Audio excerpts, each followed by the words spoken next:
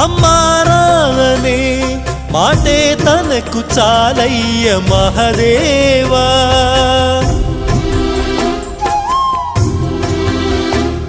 తానే నేస్తమై తోడై పెంచిన తల్లి కొడుకునోసారి కలిపేవా.